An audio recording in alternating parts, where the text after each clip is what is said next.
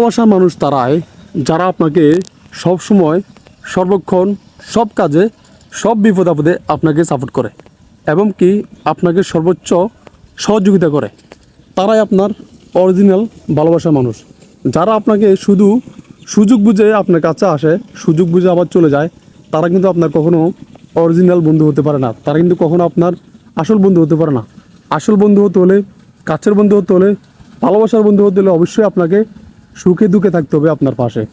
এমন বন্ধুই কিন্তু আপনার প্রয়োজন, আমার প্রয়োজন।